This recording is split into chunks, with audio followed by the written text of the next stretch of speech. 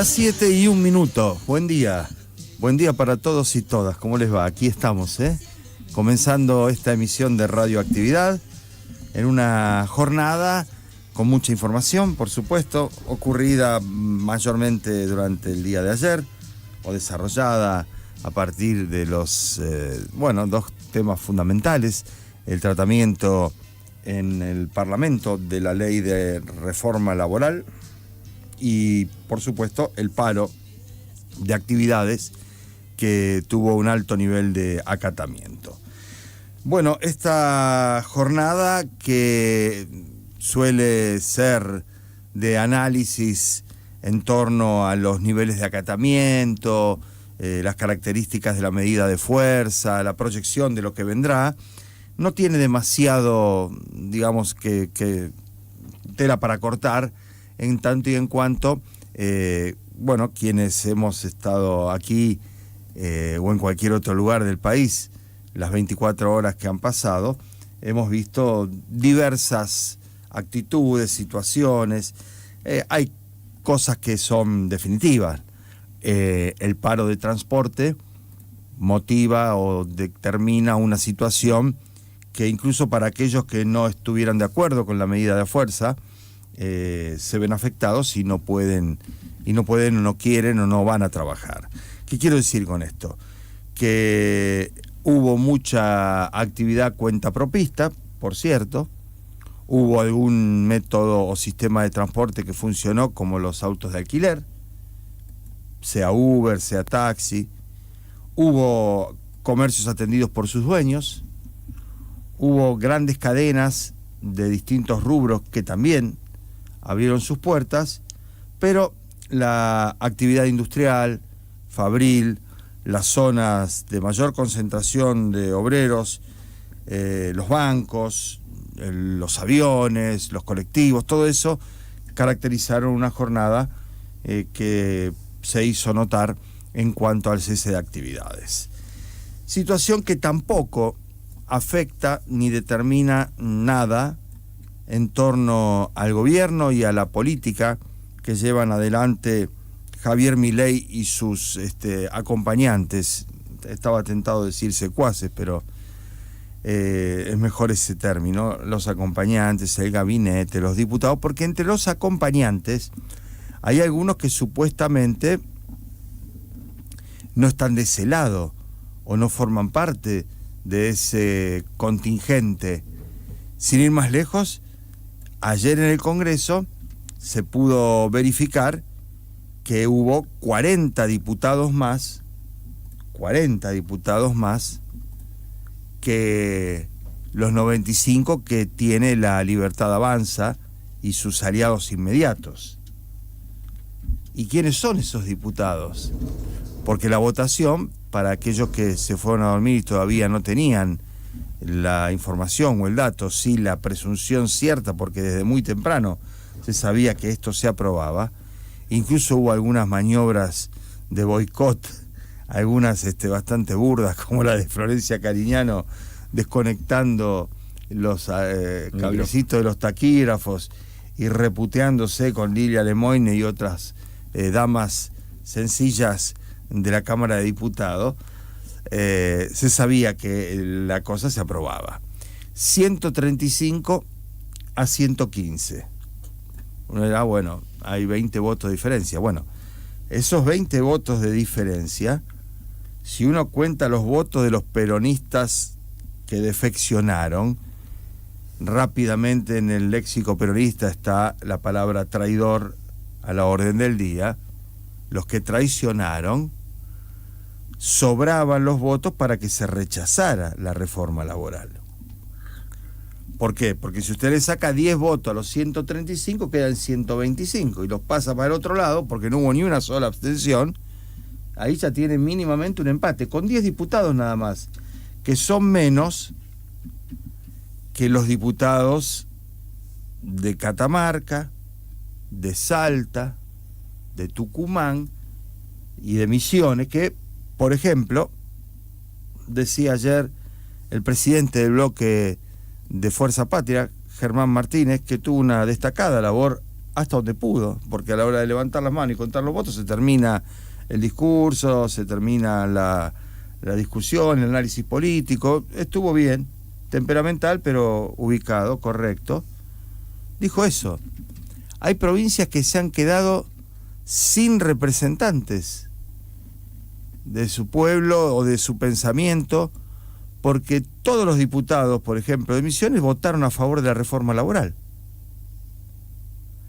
Los oficialistas, los opositores, supuestamente, los que se ofrecieron como alternativa a la Libertad Avanza, votaron la ley que proponía la Libertad Avanza.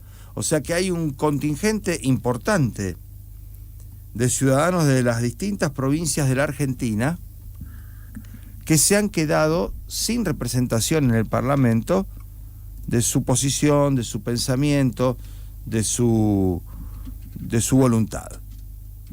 Esto, por supuesto, pone en discusión el sistema electoral, el régimen parlamentario, la conformación de mayorías, porque no son cuestiones de conciencia, donde se podría haber dado, por ejemplo, en el tratamiento de la ley del aborto, que legisladores opositores voten con oficialistas porque es una cuestión de conciencia. Esto no, esto es un programa, esto es un desarrollo intelectual, si se quiere, con determinados conceptos que se comparten o se rechazan. Ahora, los peronistas de Salta, de Tucumán, de Catamarca, son menos peronistas, un poco más peronistas, distintos peronistas que los de provincia de Buenos Aires, Santa Fe. Los neoperonistas cordobeses son diferentes, evidentemente, porque votó Natalia de la Sota en contra. Los demás, arriba las manos. Y lo otro que particularmente llama la atención es que durante el día de ayer y los días precedentes, que fueron feriados, que hubo un letargo pronunciado, el comentario en los círculos políticos, incluso reflejado en los medios de comunicación, no sé si exaltando esa decisión o cuestionándola, la verdad que no lo sé ahora, daban cuenta de que Puyaro había bajado la línea de que no se acompañaba, que no se daba quórum para empezar, cosa que ocurrió, y que se votaba en contra, cosa que no ocurrió. Porque tanto Gisela Scalia, la vicegobernadora sin cartera, porque sigue comportándose en los actos protocolares como si siguiera siendo la vicegobernadora, marcha al lado del gobernador, se ubica en la primera línea, a diferencia del resto de los diputados nacionales que tienen el mismo estatus, incluso los oficialistas. Gisela Scalia votó favorablemente la reforma laboral. Y José Núñez, que ayer creíamos que formaba parte de Unidos y que Unidos rechazaba, también votó a favor la reforma laboral. Entonces, nos preguntamos, ¿dónde está parado Puyaro? Independientemente de su situación particular, con Milei, yo ya no diría contra Milei, aquí hay una decisión que evidentemente es más pesada que la declaración pública. Si vos mandás a votar la reforma laboral, está con Milei. Pero no hay vuelta atrás, es decir, no hay análisis, no hay elucubración, después votar punto por punto, capítulo por capítulo, el artículo 44 que lo saca, todo lo que vos quieras. Ahora, si vos votás la reforma laboral, estás apoyando al gobierno de Milei. Con lo cual, la situación de los legisladores santafesinos que responden apoyados lo ha puesto en un lugar que no sé si es el que él quería, porque si él quería que no votaran, no le dieron bola, o si quería que votaran y declaró que no iban a apoyar o no iban a dar quórum, no fue lo que pasó. Es decir, fue una, no sé si mala interpretación o una declaración cuanto menos equívoca, porque allí estaban los diputados de Santa Fe, que responden al gobernador, que no son muchos, pero lo que son, votaron a favor de esta reforma.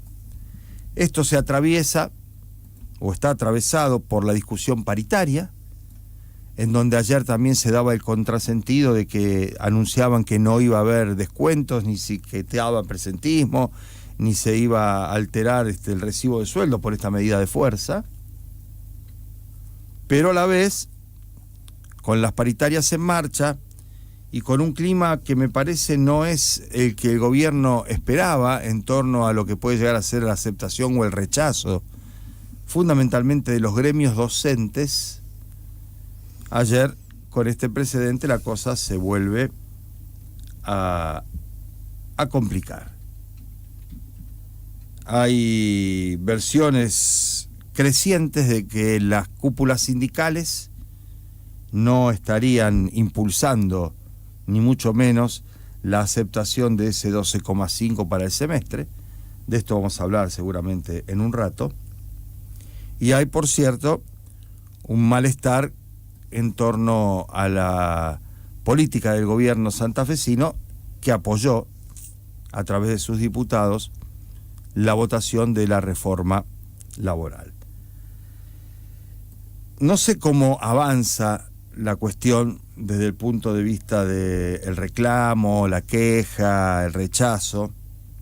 Ya a esta hora está convocada para dentro de un rato la reunión de comisión en el Senado para seguir avanzando de manera acelerada, sin pausa, en una decisión política desde el oficialismo que creo yo es acertada, con Milei por 14ª vez en los Estados Unidos, participando de otro tipo de situaciones y reuniones, y con el equipo de gobierno puesto con toda para sacar esta ley. Hay versiones de otro paro para la semana que viene, para cuando lo trate el Senado. Algunos dicen que se va a subir la apuesta y que podría llegar a ser de 36 o 48 horas. Nos preguntamos, muchos de los que creemos que la reforma laboral es en contra de los intereses de los trabajadores, cuál es el nivel de representatividad de esos dirigentes sindicales que están tomando esas determinaciones, y a la vez vemos que si no hubiera siquiera algún punto de resistencia de esos dirigentes sindicales o de esas organizaciones sindicales, entre las que se destaca, por ejemplo, la UTA, que cuando para el paro es una cosa y cuando no para es otra cosa, de cara a lo que será no solo el tratamiento en el Senado la semana que viene o la otra, o en general la política económica con la aplicación de estas leyes que se va a seguir desarrollando.